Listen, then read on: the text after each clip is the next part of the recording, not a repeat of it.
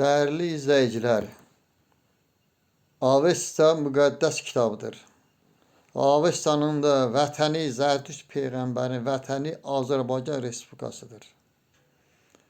Və Zərdüşt ilk dəfə ki Allahı tanıdı, gördü demirəm, tanıdı və onun eşitdikləri bunlar idi.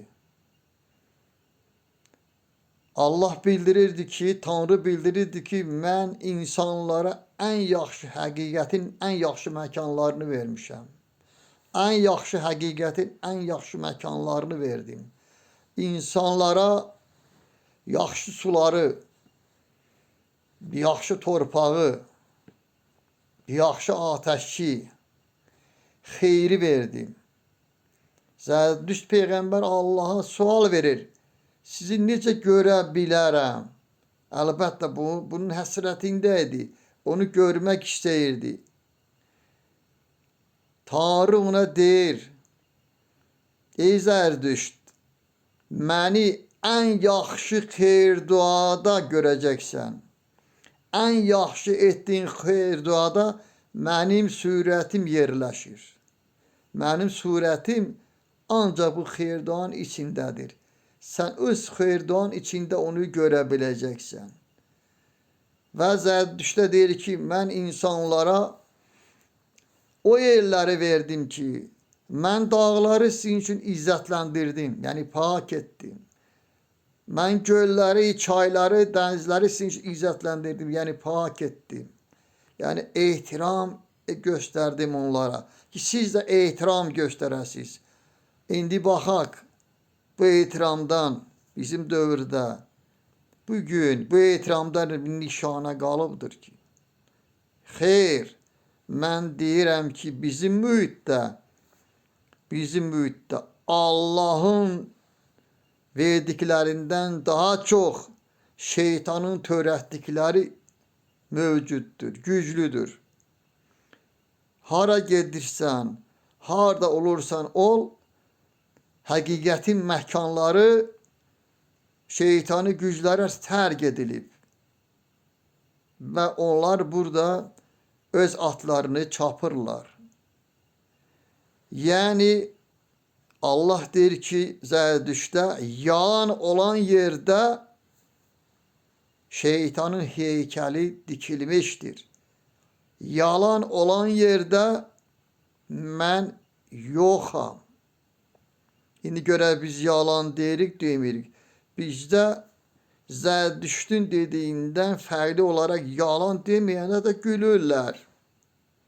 Avestaya görə bütün pisliklər, pis fikirdə, pis sözdə, pis düşüncədə, pis hərəkətdə, hər nə varsa yalandan türəyir.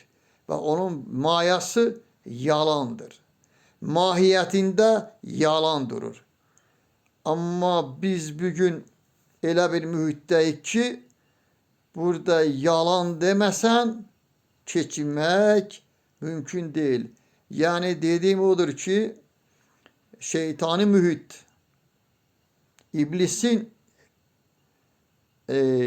məkanlarındayıq. Böyük əzab və işgəncədə, dünya böyük əzab və işgəncədədir. Söhbət bizdən getmir. Söhbət yeryüzündən gedir. Bugün yeryüzü şeytanın məkanına çevrilib və buradakı qüvvələr bir-birləri ilə döyüşməklə məşğuldurlar. Çox təəssüf ki, Zərdüştün dövründə belə murdarlıq, belə çirkinlik, belə saxtakarlıq olsa da çox az olmuşdur. Yəni rüşim halında olmuşdur. Hələ o rüşim halında olan dövrlərdə belə Zərdüşt təkidlə dururdu ki, çünki Tanrının qanunları vardı. O qanunlar əsasən, yəni həqiqəti nizamından çıxan, həqiqəti tapdayanlara ən ağır cəzalar verilməyini tələb edirdi və qanunda bu təsbitini tapmışdı. Avesta müqəddəs kitabdır, nurlu kitabdır. Allahın nurunu birinci tanıyan Zərdüşt Peyğəmbərdir. Onun işığını birinci görən Zərdüşt Peyğəmbərdir. Amma bugün Zərdüşt peyğəmbərin Azərbaycanda iki böyük abidəsi var. Biri Atəşgahdır, biri də Qız qalasıdır. Var, amma bunlar ən mükəmməlləridir, möhtəşəm abidələrdir. Baxırıq bunları ziyarət eləyənlər belə yoxdur və yaxud təklik insanlardır. Mən getdim Yəz şəhərinə, İranın Yəz şəhərinə. Orada Atəşgah Zərtüşt deyirlər farsça. Atəşgah Zərtüşt. Oranı ziyarət elədim, Zərdüşt Atəşgahını. Mənimlə yüzlərlə Avropalı oranı ziyarət edirdi, sadə bir yerdir. Amma bizim çox böyük bir imkanımız var ki, Zərdüştün Atəşgahını və Qız qalasını ümumi dünya səviyyəsində təbliğ eləyək və dünyanın ən qədim dininin abidələri kimi bunları bütün dünya səviyyəsində təbliğ etməklə insanlarda maraq yaradaq və öz qədim mədəniyyətimizi bütün dünyaya bildirək, göstərək. Onlar bizi görsünlər ki, biz kimik, nəkik, neçə mininci illərdən bəri mövcuduq. Təşəkkür edirəm.